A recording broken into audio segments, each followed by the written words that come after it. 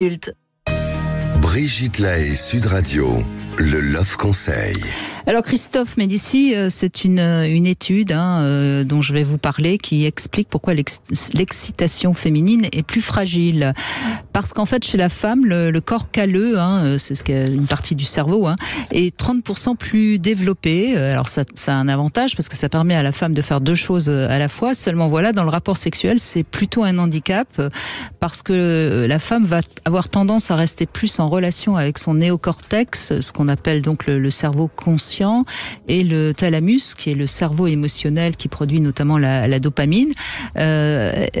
Donc c'est pour ça que parfois, au lieu d'être dans le ressenti corporel, puisqu'on sait que la sexualité c'est plutôt du ressenti, il faut être dans son corps et laisser le corps ressentir et monter dans le plaisir et dans la jouissance et ensuite arriver à l'orgasme. Pour la femme, c'est parfois plus compliqué parce que il peut y avoir des pensées elle mentalise, elle est dans son mental.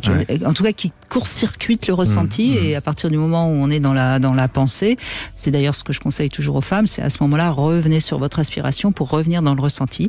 C'est vrai que pour l'homme, il est beaucoup plus dans son ressenti corporel et donc il va forcément arriver plus vite à ne pas penser à autre chose que à ce qui se passe. Voilà, donc la femme doit apprendre à relier son néocortex sur ses sensations, donc penser à ce qu'elle ressent, si on peut dire, et non pas parce que là encore on est dans la pensée et non pas dans la sensation. Bref, donc la femme doit apprendre à ressentir, c'est le seul moyen de ressentir sans penser. C'est quoi ? C'est la respiration. Très important, respirer. On ne cesse de le dire. Voilà, mais c'est toujours intéressant de voir des études qui confirment ce qu'on entend, ce qu'on sait depuis fort longtemps en sexologie. Là, vous faites référence aux neurosciences, à toutes les nouvelles découvertes en neurosciences, et c'est très bien. Absolument. C'est très bien. Alors.